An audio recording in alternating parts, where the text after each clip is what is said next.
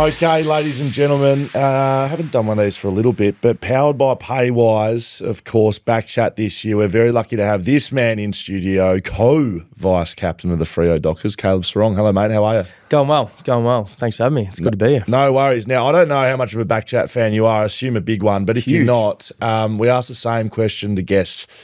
Everyone that's sat in your chair, I've done almost 200 of these, and it's been the same question every time. So we know you're a rising star winner. You're dual best and fairest, dual Australian. I think I saw something as a Herald Sun Player of the Year 2023. It's a big one. Right, can play footy. Yeah, can play. We know can play footy. 46 touches in the game, I think. Took me Not 7 bad. weeks to have 46. We know you can play footy, but I want to know your greatest sporting achievement thanks to TABtouch this year. What's your greatest sporting achievement not on the footy field? That's an easy one. Is it Right, really? easy. Oh, he's come preloaded. Under 14s cricket. Yep. Under 14s cricket. Like Over a this 2-over period, bowling, 6 for 1. Oh, that's very good. Any hat trick in there? 2, so I went 1 over, I went wicket, dot, wicket, dot. So I was on 2 hat tricks and 1 you go. over and couldn't get it What are you done. bowling?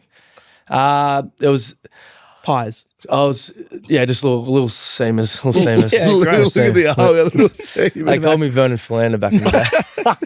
Were they doing anything, or were you just like? It was you a two-piece, so I was hooping around corners. It was, I got to the point in juniors when the two-piece, I couldn't control the swing. And I started bowling off swing. But at that stage, I was still young enough that I wasn't swinging it too far, that it was just coming out nicely that day. Hang on, no. you had to stop bowling swing because you were Too much swinging swing. it too much. Well, I was playing senior cricket in the afternoon, and there was 4-piece ball. And anyone that knows cricket, 4-pieces swing a lot less. Yeah. And so I felt like I'd got the swinging, the control of the swing down pat with the 4-piece. And then I'd get to the mornings and I'd set it up, like angled it to second slip and then it would just go in a wide.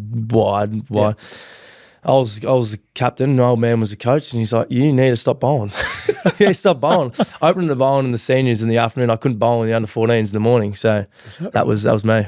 There you go. Caleb Serong, the bowler. I mean, that'd warm your heart. Yeah, Tell him. mine's 5 for 16 in a couple of overs. So That sounds good. That was in a grand final. 6 for 1 is incredible. That was in a grand final. You didn't need to say that. Well, yeah, Big game player. Big game player. Yeah, exactly.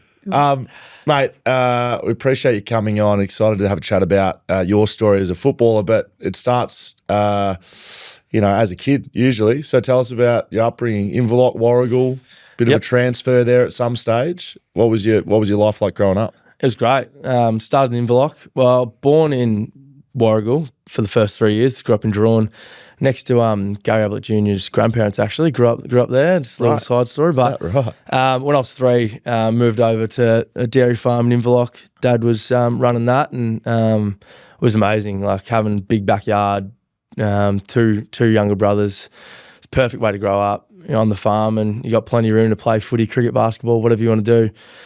Build tree houses, whatever you want to do. Like there was plenty of stuff to keep us busy, which was probably good because we were pretty active kids. It wouldn't have been great if we were in town stuck in the house. So that was an awesome way to grow up. My 2 younger brothers, very close to both of them. So growing up, pretty much all we did was play sport in the backyard, go to school, play sport, footy and cricket, and it was great being the oldest brother because I won most of those battles, and 2 years older than Jai, and then 3.5 years older than Liam. And when you're young, you kind of grow up pretty quick, and I was a lot better than those 2 were, and pretty competitive as well. So I wouldn't really. Dad would come out and say, "Can you at least just let him win this one?" And, no way. What are you talking about? We Dad? actually have a lot of younger siblings. I don't know what it Usually is. fighting for their existence. Yeah, against the correct. other But I love how siblings. you've just given a little clip off the pads. Like, I was a lot better than them growing up. There's no debating that. Well, they've both grown to be a lot taller than I am. So they're both kind of 6'3", and I'm not that. And so I kind of developed a lot quicker than they were when they were young. So they grew a lot later. So they hadn't grown in their body, but they were also skinny, and I was kind of short and stocky and kind of developed Strong. into my body a bit quicker. So I was, even when I was 15, when they were 15, like we were just completely different in terms of where we're at with growing into our bodies and stuff. So yeah, it was a pretty dominant era for me. Dominant era. A man-child against your younger siblings. Yeah. So I was approaching this podcast and doing a bit of research, and the whole West Coast Freo thing, big rivalry, of course, but I can park that, like, generally, because, you know, I'm a bit off West Coast at the moment anyway, Dan, but I don't know if I can park Geelong Grammar. So Geelong College here, Dan. Geelong Grammar, Caleb Serong. See what happened on the weekend? No, I did. What did happen? College won. I did College that. won, yeah. Right. Yes. So how does that come about? And, you know, you're a light blue Geelong Grammar. Yep. I don't know if I can forgive it. I'll wait till the end of the podcast. Yeah, well, so I moved to Warragul when we were grade 5, I think. So I was 11, and then it was there. Loved Warragul because Inverloch's a beautiful coastal town, but it's quite small, and the opportunities and stuff there for as you grow up with kind of footy and stuff were a little bit limited compared to Warragul. So moved over to Warragul, just not for my sport or anything, but Dad kind of got a job over there, and it was great because it's not too far from Melbourne, hour and a half, and that was great for kind of the next step of kind of footy and just what that looked like in cricket and more opportunities. And when I got to end of year 9, actually, got approached by a couple of schools down in Melbourne whether I wanted to go down there and board down there. And I was kind of pretty keen to do it, but then decided against it and just little me thought I had everything I needed in Warragul, which at the time was quite naive. And I loved playing for Gippsland Power as well. Like, I was kind of playing there under 16s and played some stuff in the under 18s and absolutely loved it. Had Lee Brown as our coach, and he was still one of my favourite coaches of all time. Big Brownie. Brown. Yeah, good. Good Gippy man, but just wanted to stay there. And but then 12 months later, had another opportunity to go to Geelong Grammar, and I had a couple of mates already going down there, and I was like, yeah, lock me in. Went down there. It's pretty much Hogwarts down there, like the buildings and stuff. It was another world. I'd never experienced anything like it. And I was like, give this a go. Had Brody Kemp, Thompson Dow in my year that were moving down there, country boys that both ended up getting drafted, and Jai Caldwell was already there as well, and he's playing for Essendon now, and knew him a little bit, and that was kind of where it kind of came up. It was just like a last minute thing, November the year before, and it all happened pretty quick. In a couple of weeks, I was enrolled to go to Geelong Grammar for year 11 and 12. Who was your coach there? Andy Althorpe was our coach, and he was a Geelong Falcons coach in the past, and he's still coaching now. He was great. But we had Lingy, who was the kind of footy manager. He was kind of oversaw it. You saw him every couple of weeks. He'd pop in, but he's a good man. I still texted Lingy kind of throughout my first couple of years. I was tagging a little bit, so I'd message him and ask him a few questions, he was a lot of help early, but he's a good man. Yeah. He must have been like pretty decent as a junior footy player if you're getting approached at 15 years old. I was pretty lucky that from about under 12s all the way through, I was kind of in the state programs and stuff. So our under 12 team, we had Matt Rowell and Noah Anderson in that as well, and we had a few other guys that got drafted, which was pretty cool to kind of look back and see the photo of it. But yeah, I was at that point. You just went down and tried for the schoolboy stuff, and I was lucky enough to make it. But then from there, I was able to kind of continue to make those teams and kind of expose myself to that kind of footy, which was cool. But like I said, I wasn't like a tall key position player that needed to grow into his body. I was a small forward that turned into a small midfielder that was pretty much the same kind of height all the way through. So I wasn't like I was a man child, but I was I don't know, I was still pretty small and had some skills, so I was able to play. A small twist in the tail is my dad went to Geelong Grammar, so I've got family rivalry as well. Was there someone along that sort of period of your footy career, or even just growing up, that really made a big influence on you? Like, whether people know them or not, that you look back on and think, oh, he or she really, changed the trajectory of what I was doing? I spoke about Lee Brown before. He was one of my kind of favourite coaches growing up. Well, he was my favourite junior coach, and he was our under-18s coach at Gippsland Power when I was under 16s, and he kind of picked me in that side as an under 16, and we had a pretty good side, and Sam Flanders and I both were playing as 16-year-olds, and there was a game there where we were playing as small forwards, and he pretty much isolated us 2 out in the goal square and just said, everyone else get out and let the kids go to work. The duck rule. That's what Simo used to call that, right? It's from North Melbourne. Right. Everyone get out. Get out. And that was me and Sam, just 2 small forwards. And we were lucky enough to go all right. We kicked a couple of bags of 3 in there in those first few games, and that was so much fun. But I look back on it and just the way that he filled me with confidence as a young kid playing against 18-year-olds that were going to get drafted. Like my first game was against Hunter Clark, who was a top 10 draft pick, and he dominated us. But like those kind of guys, I watched a lot of footy and stuff, and I knew kind of the draft situation. I know he's 2 years older than me, but it was kind of a pretty cool experience. And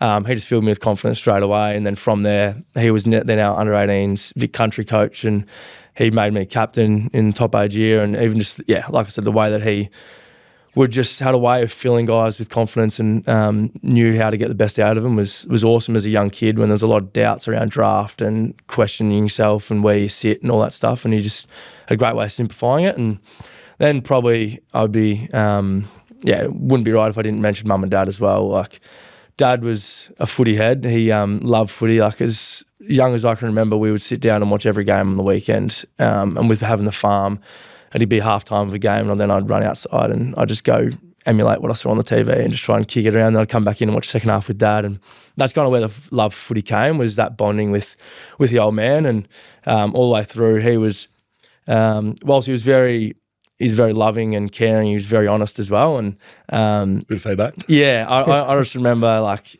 being like 12 years old and coming off a game and thought I'd done well. I would have kicked a couple and was pretty stoked with it, and come off and kind of mentioned missed a couple of kicks on my left foot and need to work on that left foot and stuff. And I just said, like, is there anything that I did well today? And I kind of hit him, and he was like, oh, well, he didn't really realise that I was listening. I was like, wanted to get the positives and all that stuff. So there's a balance, but he was great in terms of always, I respected the honesty, and I think that's something that I probably now carry with me, respect my kind of the authority figures and the coaches and the people in my life to, just be honest with me. I'd rather know where I sit and work on it than kind of be naive to it. And that probably came from dad. And then, mum was very, very much the loving and caring and the supportive and we can't do anything wrong kind of mother. And it was amazing having that growing up, because having 3 boys that were all into their sport, it was a pretty busy upbringing and a lot of different sports and getting pulled in a lot of different directions. And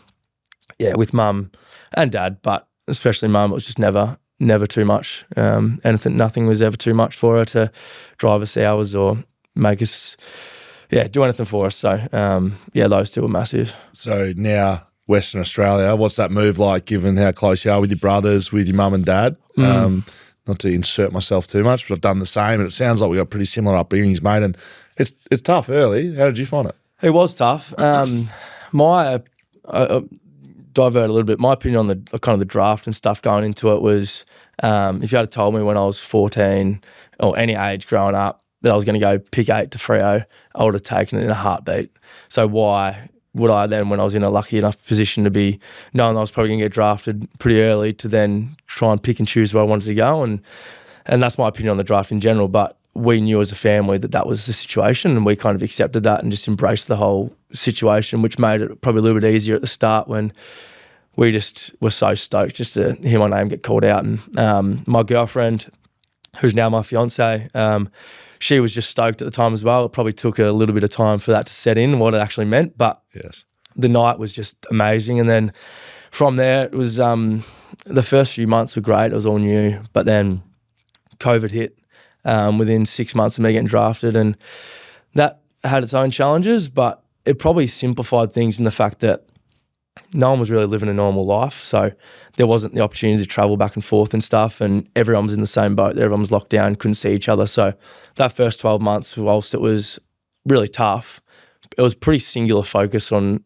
what we're all doing. And for me, it was just being around the lads and being in a hub was the best thing. Like for a senior player, I can look back at it now, I'm like, that would have been so hard if you had families and stuff. But as an 18-year-old, I was stoked. Like we're playing games, we're playing cards. Yeah, literally. And just hanging out with all the lads, meeting them all. Like for me, it was the first time I'd kind of got to hang out with them and meet them, and just those relationships. So it was a lot of fun for us because we had a young group. But it took a little bit for it to really sink in probably. That first year probably didn't quite, we didn't quite understand what it was going to be like. And then as the kind of like the next couple of years went on, it made it a little bit tougher with, like the borders being open, closed, and that ability to come over. And then what that meant for mum was pretty emotional at times when she'd come over and then go back, and just making sure the maternal instinct is making sure that I feel like I'm okay and that I'm supported and I'm going well. And I think when they knew that the support we had around us at the club and the people, how close we were with the people and the friends I was making, it made it a lot easier for them. But yeah, you miss out on a lot of stuff, put it that way, and a lot of family things and missed family weddings, birthdays, all that stuff that is tough at times.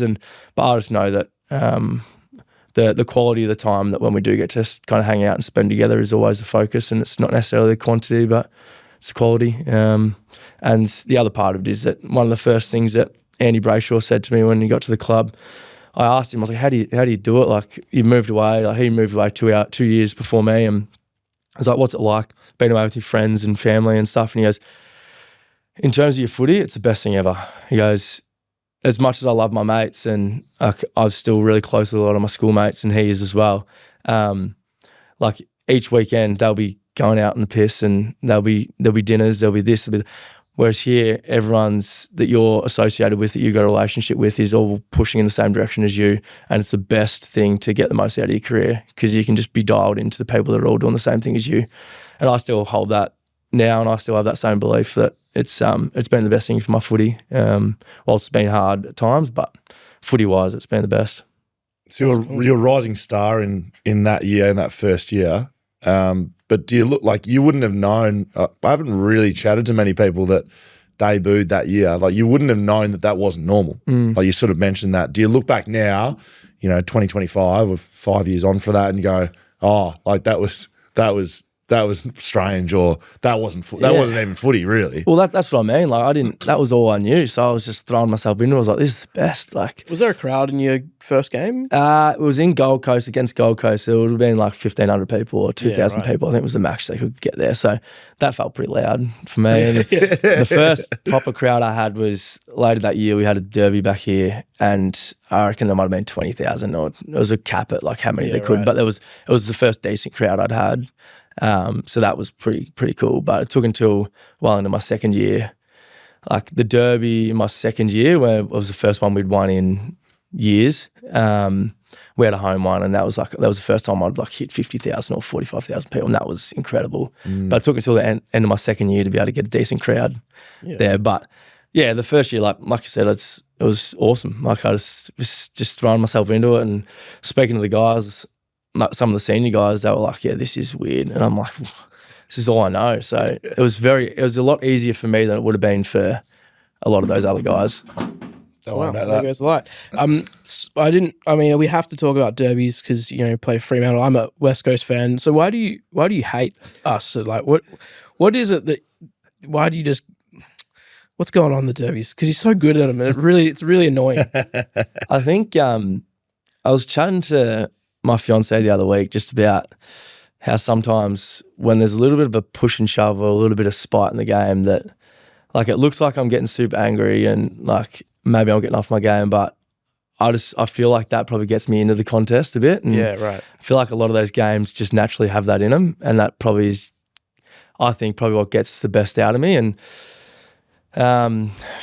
Chloe told me a couple of years ago, you need to stop fighting as much and getting so many fines and stuff. But I've said to her, I think I might need to get back into that and to get playing a bit more footy. Yeah, but like last week, me and Zach Butters had a bit of a push and shove, and then after that, I started playing better than I was before in terms of impacting the game and stuff. And that's what kind of opened my eyes to it a little bit. And then looking at the derbies, that's probably what happens in the derbies, isn't it? A bit more push and shove, a bit more spite. But no, I don't know. I think the build up to it, I think everyone in the town loves playing in those and loves being a part of them. So we always look forward to it, and the intensity of it's not a normal game. It's a bit more like a final. So it's pretty cool. It's not often that you're running around with like one shoulder exposed, because your jersey's ripped and stuff like that. And after giving away a 100-metre penalty. Yeah, I think it was 150. Wasn't it? I think 100 just got it to the goal line, and 150 would have been into the stands. So 50s away.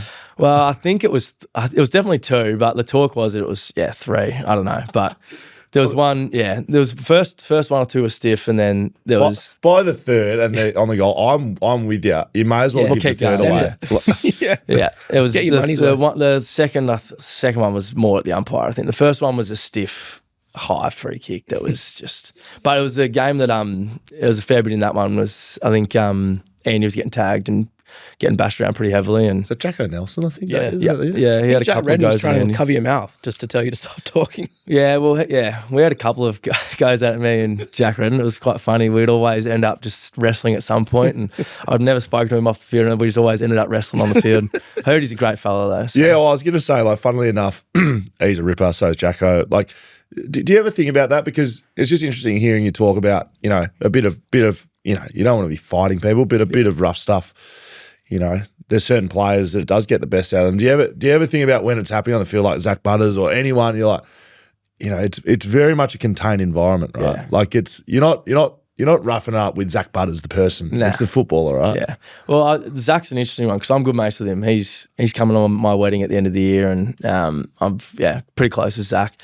Right. But on the field, it's very funny. Like we both know that like we both like a bit of lip and a bit of push and shove, and it's quite funny. We both last 2 times we've both been tagged against the other team as well. So there's a bit of push and shove, and there's a bit of argy-bargy either way. So that one's always fun because by the end of the game, even during the game, we're laughing at it by the end of it anyway. We're just laughing at each other. But most of the time, there's never anything really, unless it's pretty intense, that would happen on the field that I'd take that off the field and be like, I reckon he's a shit bloke because of what's happened on the field. Because I know that like some of the stuff I do, I'd like to think I'm a decent bloke off the field, but blokes would think that bloke's a tosser. Like, What have you done? oh no, What comes out of your mouth, or just more like actions?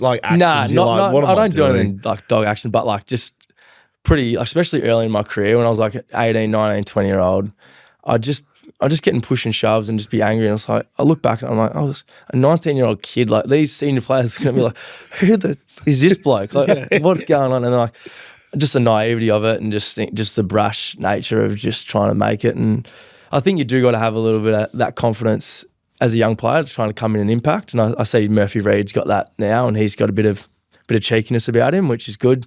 We were speaking about him off air. I got to just slide him in straight away because I want to know about him. Patrick Voss has a bit about it. Yeah. He's turning quickly into one of my favourite players, him and Josh Tracy. Yeah. From the Dockers. What's he like? Like, he looks a little unhinged at times. He's really hard to describe, and like, yeah, you don't really know what you're going to get out of him. I'll start with the positive. He's an extremely hard worker. Like, between the weeks, like since he's got to the club, we heard a bit of stuff coming from Essendon because he was at Essendon before us, and he got up a little bit of mischief and was a bit of a character and stuff, and got delisted. And I think that kind of, I'm speaking for him here, but I'm sure he learned a lot of lessons from that and that experience. And when he came to the club, he was so dialed in. He was an SSP, so he wasn't even guaranteed a list spot, but trained through the preseason, trained his backside off, worked really hard, kind of tagged himself in with Josh Tracy and just kind of just kept working, and eventually got a list spot right at the end of the preseason.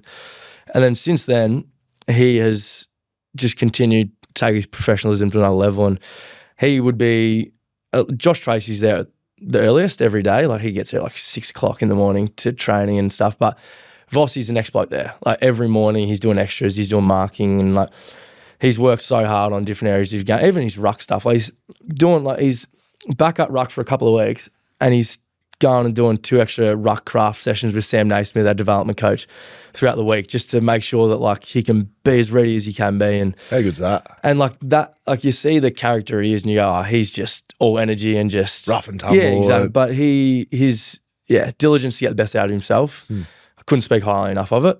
And the growth in him as a person has been unbelievable. But from a culture, culture point of view, he is one of the you know, Sco, like, those guys that bring energy, bring fun, bring a sense of vibrancy to the place are so important in a football club, because like a month ago, the place was pretty tough. Like, we'd had some tough losses, and he's coming in, still with a smile on his face, energy through the roof, up and about, getting around the lads. And those kind of people if you don't have them, it can be a pretty stale place sometimes when the footy club's not going well. And what he brings, and then on field, his energy's incredible. But the transfers, right? Like, you were telling a story about he had a pretty crap start to the Port game. Yep. What did he do? Well, yeah, he's he didn't go and kick like 3 goals. He laid one of the all-time tackles where he just stopped a young fellow in his tracks and pretty much started driving him back and then into the ground and then screamed in his face and pushed him into the ground.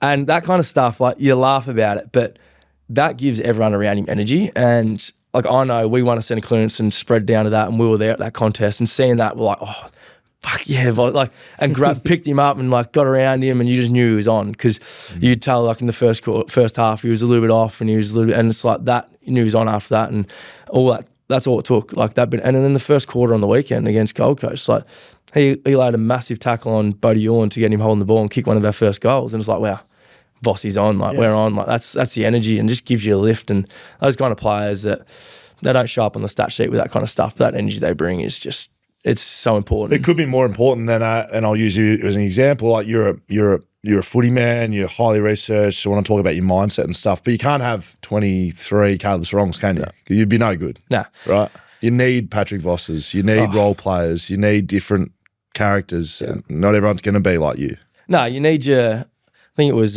Phil Jackson would say the Mavericks, those kind of guys that he would talk about Dennis Rodman and Vossies.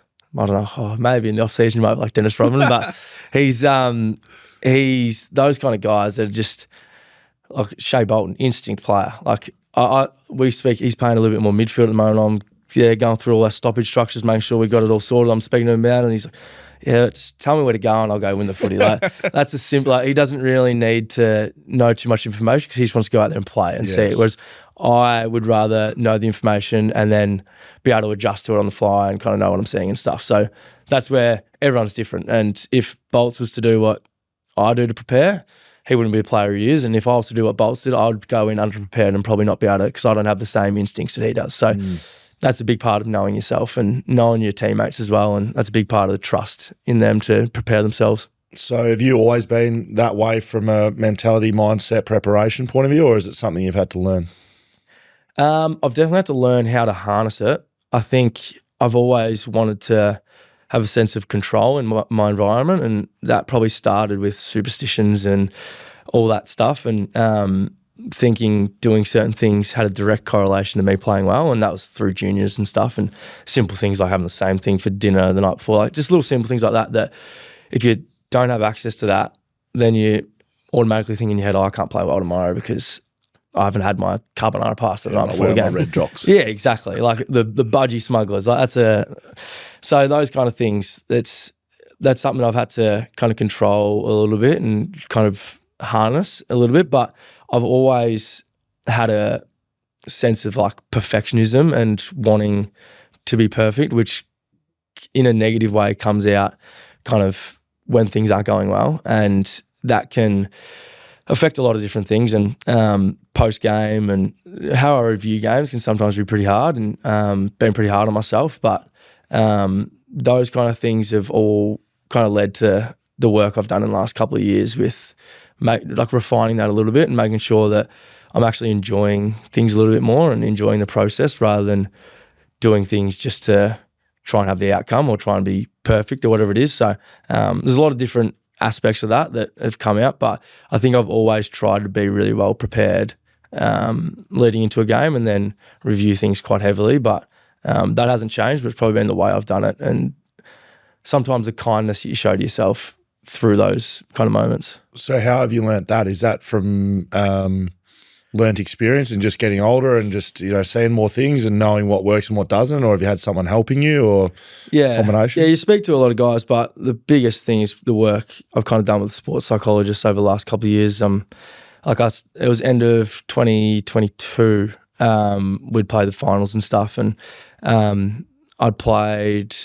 2 really good finals. Like they're probably 2 of my better games for the year. And throughout the year, I'd played probably a handful or half a dozen of really good games.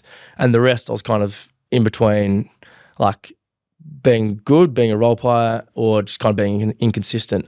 I just kind of looked at it and I'm like, well, it's clear that my best footy's good enough to be a really good AFL player, but why can't I do it week in, week out?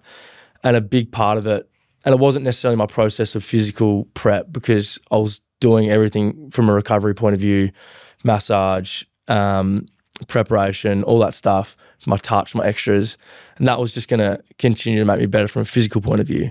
But the mental side of the game was probably what was holding me back, and a lot of it was feeding that roller coaster of if I don't feel confident, if I feel confident, I'll play well. So if I'm going to the game and I've trained well that week and I feel confident, I'm like, hey, I'm good to go. Like, and usually would play well. But the reality is, with the amount of stuff that goes on in an AFL, the amount of contests you lose, the amount of situations you have where you fail, it's like if you're relying on confidence every week and every moment to perform, then you are going to perform like a roller coaster. You're going to be up and down. You're not going to be able to have that stable base of performance week in, week out. And I looked at it, I'm like, all right, well, that's where I need to go. So how am I going to kind of go about getting there? And I listened to a podcast, and there's a guy that worked with a lot of golfers, worked with Cam Smith, golfer, Jonah Oliver is his name. And I just reached out to him and I just said I'd love to kind of have a chat. And from there, I've worked with him for the last two and a half years and had a lot of growth, and we've gone on different paths and stuff. But essentially it's been around, I guess, creating a sense of stability with both on and off field, but more so with the way I prepare and the way my mindset going into games. Because I think I feel like now that I go into a game, rather than relying on the confidence of what I've done during the week or what I've done the week before and feeling good and stuff, it's like I know how I'm going to show up. I know how I'm going to perform. I don't know how many kicks I'm going to have, how many clearances I'm going to have, how I'm going to go from that point of view, but I know what it's going to feel like, I know what it's going to look like, and I know what I'm going to commit to during the week. And that takes a sense of that stress and anxiety away, because there's less of the unknown. There's the unknown around the touches and stuff, but if I accept that, I know the stability of what I'm actually going to do. And that's probably been the biggest benefit around jumping off that roller coaster a little bit. Is that something that you've been able to teach other people? Like, they've obviously seen, and it's well known that you're very prepared. Is that, people approach you and ask for help with that as well?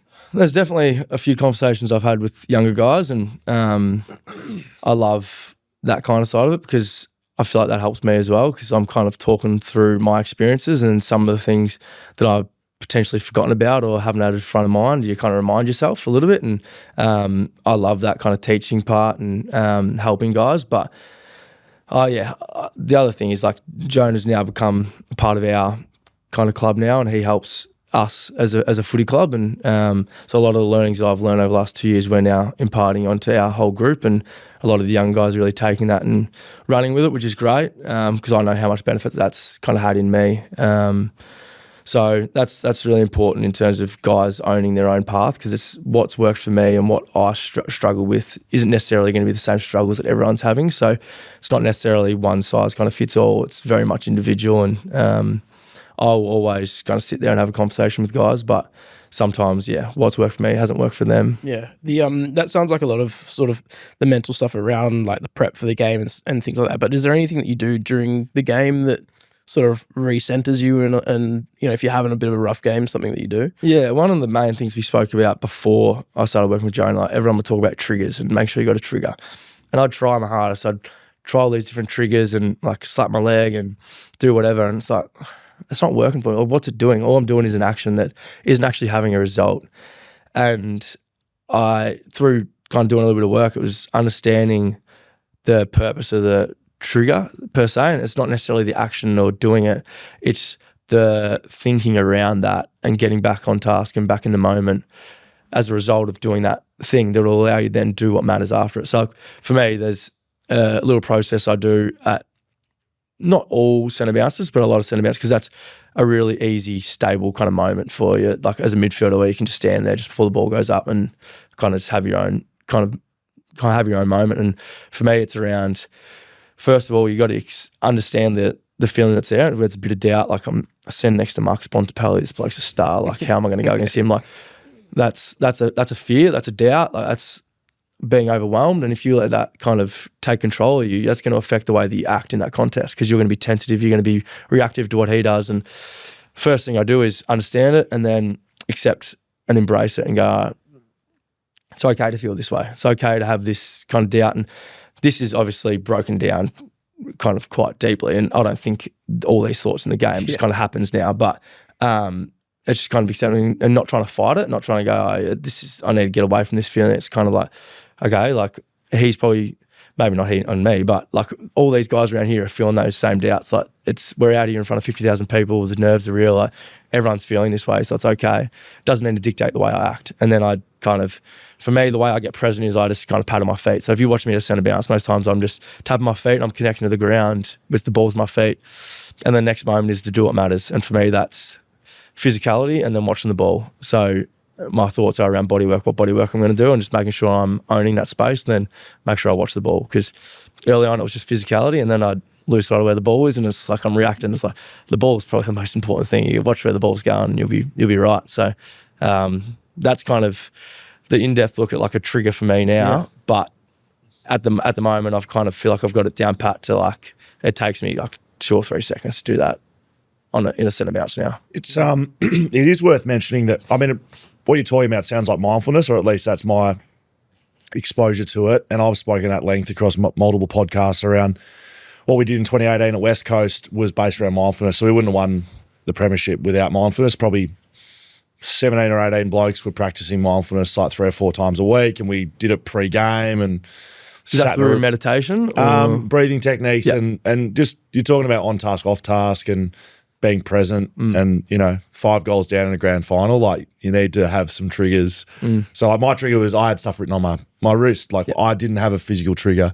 But my point is, like, having sort of done a little bit of what you're talking about, it sounds like you're doing it way better than I ever did, was how it's actually really difficult. You're making it sound quite easy, explaining it. But to do it well and to have results from it, it's a really difficult thing. It's probably, it's more difficult. It's certainly on the level of being an elite kick, or being an elite stoppage player, or being a really clean player that doesn't fumble. Having the ability to be mentally sound and strong and be able to bring yourself out of the fact you're playing on Marcus Bontempelli, it's difficult. Would you agree? Like, it's not an easy thing to do. Well, I think one of the biggest things around this mental stuff is that all you're trying to do is kind of get out of your own way to allow your physical stuff to come out. And a lot of those things, the kicking and stuff, like the guys, if you were to stand out in an oval, and most AFL guys, to hit a 30-metre kick in the corridor, they'd hit it 9 times out of 10 or 10 times out of 10. And like at training, you see the ball hardly hits the ground sometimes, like how it's fizzing around. But then it gets to the game, look at how messy the game is, because there's the pressure, but then there's also the mental side of the game where guys are hesitant, guys are scared, guys are worried, they're thinking about their kick 2 minutes ago. It's like, and then they go, and it's like, you're in reality, like you're in your own way, and you're just trying to kind of clear yourself to get out of your own way and just treat each moment on its merits and not carry what happened 5 minutes ago or 2 minutes ago with you into the next moment. And I think that's a big part of it, because it is so tough, because in the moment, you've got so much stuff going on. There's a lot of different things that are filling your brain with the capacity and taken away from the capacity just to be in that moment. And you're right, like it's taken a lot of time, and it's still, the hardest part is that it's still a work in progress. Like where I am now compared to where I was 18 months ago, I'm far more advanced, but I've got new challenges. I've got different challenges. I've got the same challenges I'm still working through from a mental point of view that are showing up each week that I'm just trying to problem solve. And that's the beauty of it. It's never going to be a finished product. And sometimes you might need to alter your triggers. Sometimes you might need to change what's going on. But if you know that it's working for you, that's kind of where you got to stick with it. But yeah, you got to continue to work on it, and training is a big one. Like I started pre-season, which was great because I had a good lead in to try it, practice it during training, practice it during our running sessions, because like this stuff shows up, these doubts and fears and pain shows up in different ways, and you can practice it when you're 8 sets into a 1000s and you're absolutely cooked and you're in your own head, and it's like, all right, how am I going to get out of my head? How am I going to connect with the guy next to me? How am I going to, and whilst it's not specifically relevant to a stoppage halfway through the last quarter of a final, it's still the same kind of practices, and you're continuing to train your brain in these situations where it's under heavy fatigue, under heavy stress, and be able to focus on what matters. So that's on field, and it's relevant definitely to AFL and elite players, but I think what I'm going to ask you next is relevant to everyone, if you have played at the highest level or not. My relationship with what I'm about to ask you about is a poor one. It used to be great as a child, used to love doing it. And now that I have 2 children, basically my relationship with Lego is it's something I step on in the morning that's all over my living room floor. Yep. I want to ask you about Lego. Yep. Is this something you do? I did a little bit of research. A little birdie told me something about you and Lego. Tell me what that means. Yeah, it's been a bit of a strange one. For over the last 12 months, I probably started this time last year, just after the bye. I watched the Receivers documentary on Netflix. Yep. About the NFL guys, and George Kittle talks about late in that series about his fascination with Lego and his collection of Lego that he has. And he does a few, but he's just got boxes of Lego ready to build in the off season and stuff. So he doesn't necessarily use it he more uses it as a hobby and stuff. But I was like, that's really cool. Like, that's awesome. I'm gonna have a look at that. And I'd enjoyed Lego a little bit as a kid. Like, didn't mind it, but I didn't have a heap of it or anything. And so I was like, oh, I'm just gonna go buy one. I bought a big one, like it was the Batcave, like the Batman's Batcave. And Yes. I was like, that looks pretty cool to build. It's like a big black box of like, and I'm like, that's sick. And I'm like, all right, I'll give it a go. And from there, it just started as something I enjoyed. And then through kind of thinking about it a little bit more, I was like, wow, I've just done that for 2 hours and that's gone like that. And I haven't thought about anything. I haven't thought about footy. I haven't thought about the stresses of life or anything. I've just focused on what little piece goes into that spot. Think about Batman. Thinking about Batman and how I'm going to make this back. And I was like, okay, so that's, and then like I said, it started as a hobby. And then I was like, this is actually extremely mindful. And this is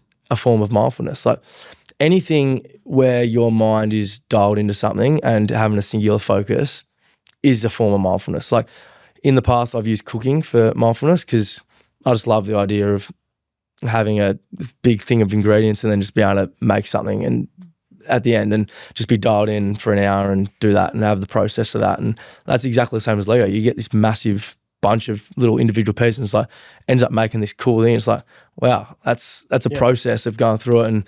And so now the way I use it now is on my day off, like I'll go sit down for 2 hours and just dial in and just do Lego. And then the day of the game, like especially a late game, like, you know, it's a long day. So I sit there for 2 hours and time just goes like that. And I just, by the time I'm done with the Lego, I'm ready to go to the game. Oh, I love that. So how much Lego we tell? Like, so Nick, now I think of a teammate, he's got boxes of shoes everywhere and that's his thing. So shoes is his thing. Yeah. Like, are you sort of in a hole here with like Lego? Like, are you got a room covered in Lego? I've now got a Lego room. Do you? Yeah. And it's building. It's building. I've got 3 big pieces. I've got the Batcave. I've got Mercedes G-Wagon, and I've got the Avengers Tower, the big Avengers Tower, which is massive. Like it's quite big. And then at the moment, I'm just about to finish Harry Potter, Gringotts, the Wizardry Bank. So that's about to be done. And then I don't know what's next, but it's like you look at those and you're like, oh, you are like a comic nerd or like a, and I'm like, and I like those movies and stuff, but the way I pick it, I walk in to the store and I'm just like, what looks like the hardest to build? Like, what's going to be the most enjoyable to kind of build? That's massive, over 6,000 pieces. Some of these ones, and it's like, what's going to be fun to build? What's not just like the same? Like, I learnt from the Avengers Tower that had so many windows, and it was just too many of the same windows. I'm like, and it almost drove me crazy by the end. That challenged the mindfulness a lot, but that's how I kind of pick it. But what are the like? You got a Lego store, you go in a toy store. People serving you look like maybe recognise like Caleb's back with the Batcave. Or he's coming back Harry Potter. That's what I thought. Like I thought like I'd just be the only man or only adult in there, but there's middle-aged men there everywhere. And like I put a photo up like in an album on Instagram, and one of them was one photo, like 6th photo in was me holding 2 bags of Lego. And the amount of comments, say if I had 30 comments on the thing, 20 to 25 of them were middle-aged men commenting on what was the Lego. Like, what are you building? Hell yeah, dude. I love Lego. Like, can't believe you're a Lego guy. And all men. Like, they weren't even like young kids or anything. I was like, wow. Are you doing this with your kids? I'm starting getting back into Lego big time. No, I actually realise I love Lego. It is good, but the tough thing about doing it with kids is like it's frustrating because like my son literally, it's a mind. He's 7. It's mindful for you because you're by yourself. Yeah. My son who's 7 is building it wrong, and I have to like break it apart. Like it's so hard to break the pieces apart and redo it. So when I'm by myself, it's actually enjoyable. But with kids, it's I was going to say, once I have kids, I don't know if I'm going to have the same attitude towards the Lego. I think I'm going to have to keep my Lego and have the kids separate Lego room. It gets reignited. So I've been traveling a lot with some of the stuff I've been doing BackChat, but there's a Lego store at the airport. And I am like, instead of, I used to go to Macca's, I now go to Lego. And I get both the boys something, take it home, because I know it's something for me too. So I like that. Well done. That's good insight. It'd be remiss of us to let you out the door without talking about a few big moments on the field. I feel like So Wrong, So Right. Feels like So Wrong, So Right. Feels like a good place to start. The goal in the Derby, the goal of the year. Hutto called it brilliantly, by the way. Talk us through that. It was interesting just you said you're a small forward starting off. Yeah. So maybe you're just getting back to your roots. Well, yeah. Well, I think I've lost it a little bit over the last 5 years. I don't think I've got the trust down. Oh, I played a little bit of small forward last year, but yeah, it has been taken away a little bit this year. But it was, like I was saying before, that was the first game that I played in front of like the big crowd. That was Really? That was my first kind of game that was more than say 20,000 people, because there was very much caps on still in that year. That was the end of my second year, and yeah, it was a pretty cool game. Like we hadn't won in like 6 years, I think, a derby. So there was a fair bit of kind of built up excitement from the playing group to win that game, and I think we got up to an absolute fly. I think we kicked 7 or 8. Like we'd kicked like 50 points in the first quarter, something crazy. And then Eagles just came back, and then by the end it was pretty close. And it just kind of all went blurry by the end. Like it was pretty crazy kind of moment. And I still look back at it, and it was just like that was one of the best wins I've ever been a part of, just from like what it meant for the club. Like we had a function after the game and seeing like some of the. It's weird because like you won a flag and like you see what it means to the past player, but like that was so important because of how much they've been pushed around by the Eagles for so long, and it just meant a lot to some of those guys, which is pretty cool. What was it like? What was the crowd noise like? I felt like I was there. It was pretty big. Yeah, it was loud, and it was our home game, so it was pretty massive, and it was a nice afternoon. Like it was sunny. It was a perfect day for footy. All the fans turned out, and like I said, because we hadn't won, so the crowd was just as up and about as the playing group was. So like the crowd was crazy in that last quarter.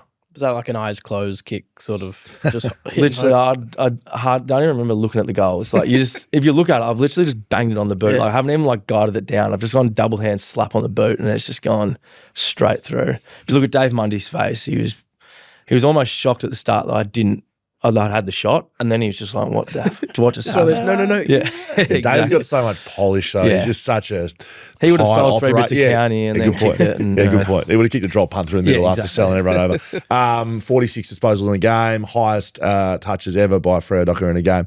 At what point do you know, I have a pretty good one here. I've had a fair bit of it, or don't you? I reckon you do. You know, you had a fair bit. Like in the first half, I was kind of running around by myself and like had a fair, and just was falling in your lap and stuff. And it's round 1, so you're pretty excited, and you're like, oh, you start off all right. This is good. Is that round 1?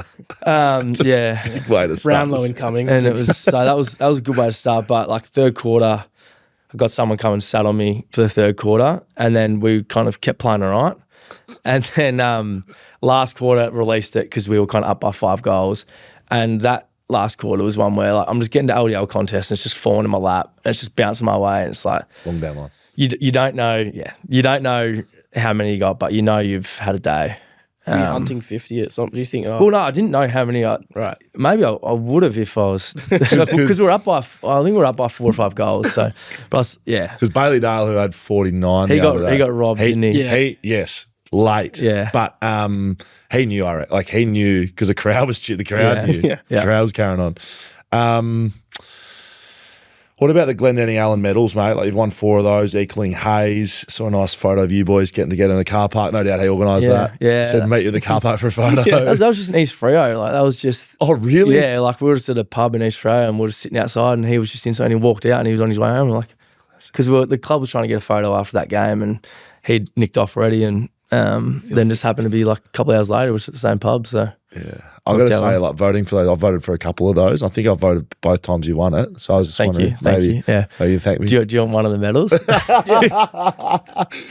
It's like maybe I should thank you for playing well, but you make it easy when you play because I'm like Caleb's got it, no worries. Yeah.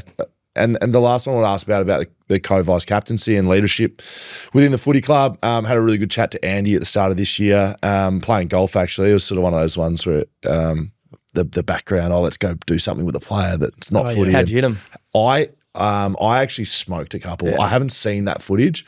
The one they definitely got on camera, we're on the second level at Wembley and I dribbled it off the edge for the first time. No. So I think that's around somewhere. But speaking to him, you two, you're different guys, but you all have a lot of similarities. How have you seen that? What's the responsibility like being as a vice captain? Yeah, we both really enjoy leaning on each other in terms of our leadership group. We've got a great group of, it's a pretty young group, like Youngie's in there.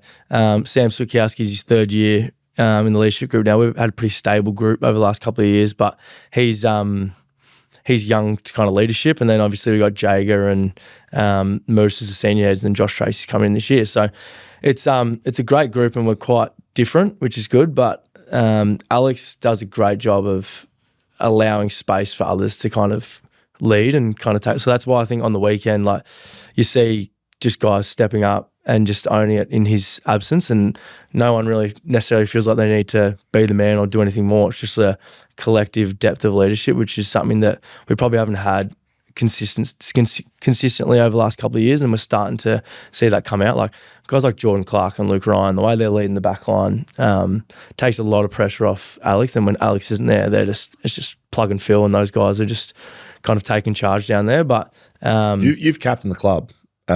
Spoke to Andy about that both on this show and elsewhere. He said he found it difficult. How did you find being captain? It's different. Like you think kind of it's just tossing the coin, and I think that's what he said as well. You're just tossing the coin and you're good to go. But you kind of you feel a bit of pressure about speaking in front of the group before the game, because you don't want to like muck it up and the guys start shit, and then you're just like, oh, was that me? Like, is that what I said? But like I know that like what is said doesn't really matter. Like you're just trying to give them a bit of pump up to get them get the juices flowing. But the good thing about what Andy and I have always played together when Alex has been out. So like on the weekend, Andy before the game, so 2 days out from the game, Joey goes, you do a toss the coin, who wants to toss the coin?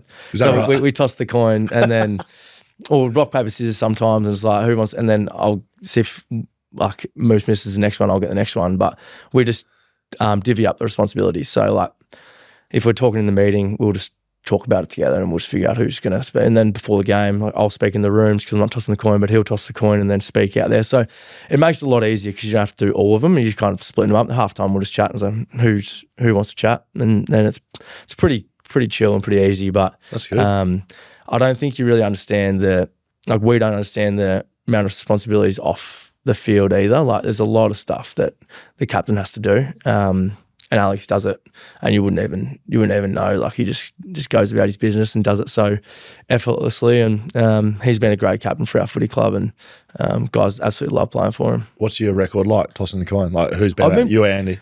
He struggled it early. He won on the weekend. I went pretty well last year. I don't know our records, but just my own record. Like I was pretty good. I don't know if I'd done 3 games. I don't even know if I'd lost one, but I was pretty good. Unstoppable. Yeah, you get a bit scared sometimes because you're in the moment, then you point one way and then you run back and you're like, fuck, which way did I point? How have you gone in front of the group? Because like I think you as captain, I've never been captain or even in a leadership group, but I think you guys think like it's more, sometimes you can put more importance. Boys are locked in anyway. Yeah. But how have you gone? It sounds like the way you're talking about it, you're not happy with your performances. Oh, no, it's not too. In the... What do you go with as well? Like, is it emotions? Is it in the rooms? It's very much quiet, like chill, like what we're gonna just simple kind of focuses and stuff that just rehashing what's kind of JL spoken about and stuff. So it's pretty easy, but it's kind of how you put it together. And then out there, it's pretty much just a bit of a rah-rah. Like Andy does it well. He did it well on the weekend. That's probably the halftime one's probably the toughest because you don't even think about it until you're out there. You're thinking about what's happening in the game and stuff, and you get out and you're, oh shit, everyone's looking at me. So did you do halftime on the weekend? No, I didn't on the weekend, but like it's probably the one I've struggled with in the past because like pre-game, if you know you're going to speak, you know what you're going to kind of say. Like the two main things, and it's just like you just go for it. Rolling out a quote or something? Or? No quotes, no inspirational quotes. Right. You got one for me that I... No. No, give one. I got nothing. Give us some dirt and whiskey's best or something. I got nothing for you. This is what happens. It's half time and now, Dan, you got to speak and you're like, who's the best pre-game kind of speaker that you've had? I've had some bad ones. I don't really remember the good ones. I have some bad ones. Bunga was terrible. Yeah, Shannon Hearn, probably the best captain. No, he's best captain I played under. Yeah. Consistent, like mentally strong. You look at someone who's played his role for his whole career. Yeah. Did he play 300? I think he played 300. Yeah, over 300 games. It's like unbelievable. Yeah. But not much for talker. Yeah. But you would know this. Like you just need to do it your own way. Like boys weren't locking into the pre-game to be like, what's Bung going to tell me? It's going to get me up and about. it's almost the opposite. So he was good with that, but like Josh Kennedy, poor, like really poor. Like he was good when he needed to be, but like if it was thrown on him, like just don't even worry about Kennedy. Just get out to your position, keep the goals, mate. Who? Oh, mate, Darren Glass was like he was the guy. You're like, what's Glass? You gonna say? Yeah, polished, like nah. Like angry. I've got goosebumps thinking about it. Not angry, just like almost like a child of whooshes. Just like this is what I expect of you. Yeah, and if you don't do it, well, I guess you know you know the consequences, and you do it for your mate, and like there's nothing else to worry about than what I'm speaking to you about right now. I can just be like, yes, Glassy, I'll never let you down, Glassy. I love you, Darren. That's good, mate. That's probably enough from Daniel and I. We've got a bit of social media to get through, some social questions where the people ask you the questions. Freo fans, we've got West Coast fans. Well, bit of a mix. We don't choose who writes them in, mate. So probably a bit of both, I would say. So some funny, some insightful, and then we'll get you off to lunch. Benny, 32. What did Harley Reid say to you in the first derby this year? What did you say to him?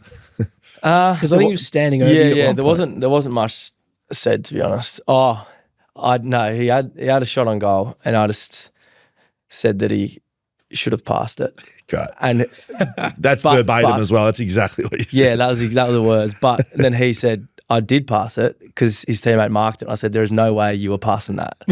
And then you just started fighting. And then it was just a bit of a wrestle. But it got me off guard a little bit. It caught me off guard, the push. So looking forward to the next derby then. Nah, he's good. It's good battles coming up against him. He's well, it sounds like you two might be similar players. Yeah. Now, he's a lot younger than you, but it looks like the physicality he enjoys as well. Yeah, so.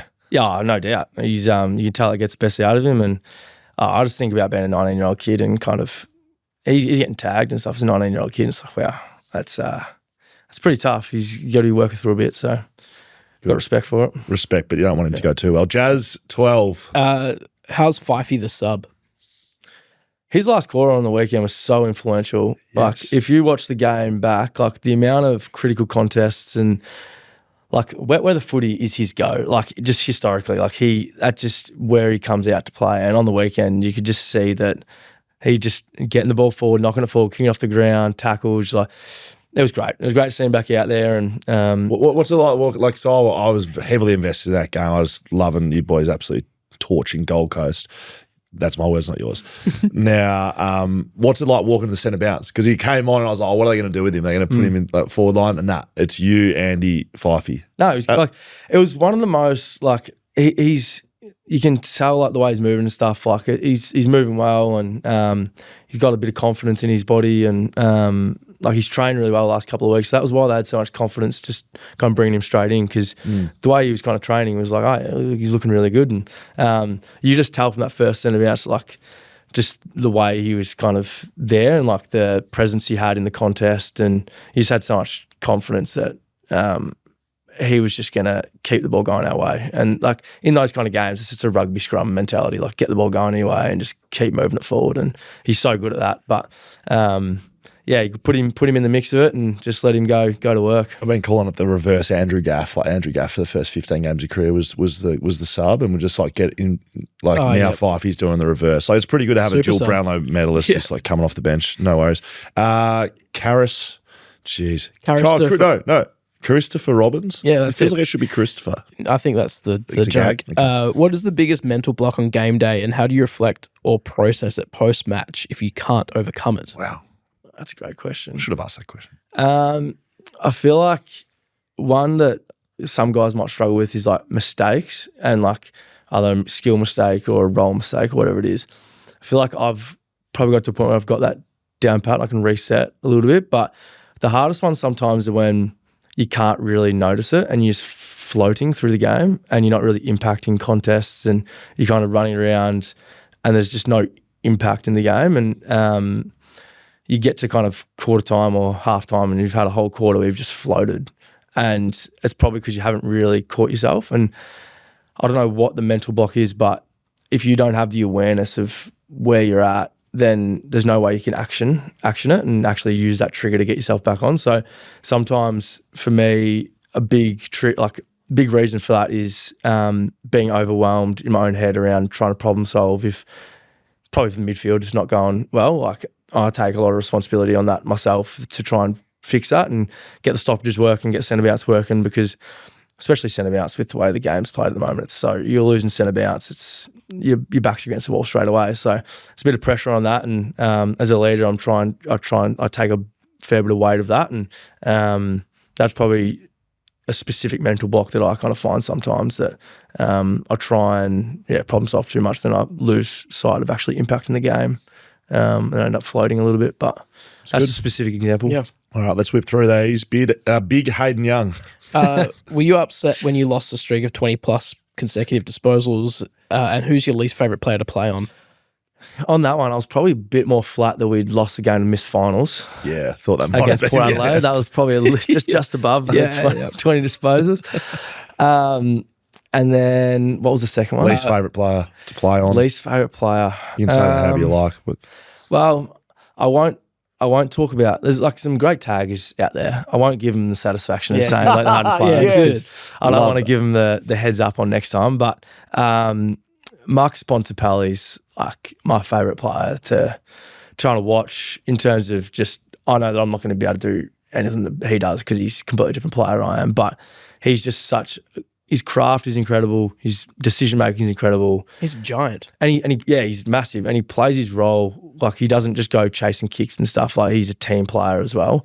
So he's probably the hardest to play on in my opinion because I'm small and he's massive as well. You couldn't believe how tall he was. Mate, we saw him in person, and I've seen him on TV obviously a heap of times. I saw him, I'm like, that doesn't seem right. Nah, he moves so elegantly, like he's incredible. Yeah, Zeus. Yeah, he was. It was like seeing a statue. It's unreal. Yikes! It's Spike. What's your favourite ground other than Optus to play at? And same for least favourite ground.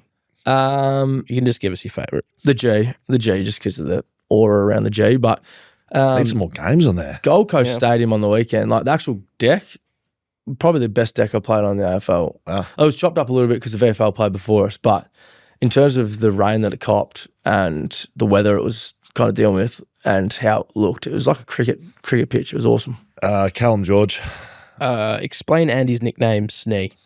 It's a childhood nickname. It's something to do with, he was loved hide and seek as a kid and would go like take it way too seriously and hide somewhere and just stay there for hours and he'd just sneak around the place, something like that. I don't know. It's not a great nickname, but it's just a childhood nickname. There's just going to be no answer here. Further Tuppy. What's your thoughts on Mark Redding's commentary? Do you work with Skeet? Is there some Skeet does a lot of podcasts with us on the thing. It'll be someone trying to stitch Skeet up here, but feel free to say. I feel like you've done stuff with Skeet. I've done a heap. I've done a cashy with Skeet. That was good. Yes, you have. Of course you have. Of course you have.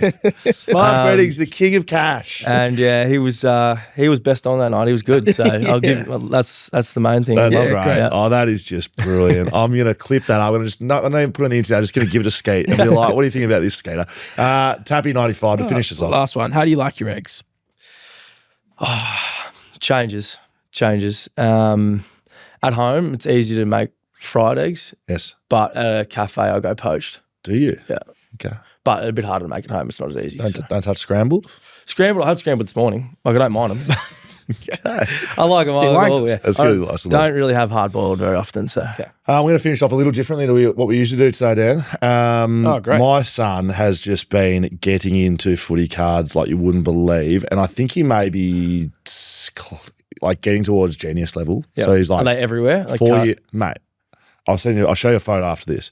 He is just loving them. He can name West Coast players up to 25. He's 4. He's he's not lost to me. Like loves you, Luke Jackson. He actually loves Luke Jackson the most. Yep. Sorry, that's fair. Loves Sean Darcy second. Yep. You're 2 ruckman, yep. But you're 3rd. So I've got a couple of his footy cards. Yep. While Dan reads the sponsors. Yep, sure. And I can film him. I can film him doing it. Actually, you can film him doing it. I'll read the sponsors. Yeah, you do that. There we go. Thank you, Caleb. That is Caleb Serong, ladies and gentlemen. Highly interesting chat around mindset and what we do to perform as players as he gives his best action, they suddenly become more valuable. They'll be on eBay in a couple of days now. Nah, I'm joking. BackChat _ as we can find all our socials. hello@backchatpodcast.com.au if you want to get us an email. Thanks to Paywise partnering with us this year. ID Athletic, Whippersnapper Whisky, Mamba Digital, TABtouch, Shelter Brewing Co, Leadable Precinct, On One Services. That is us done and dusted. Thanks for your time today, mate. No worries. Thanks for having us. Great chat. Loved it.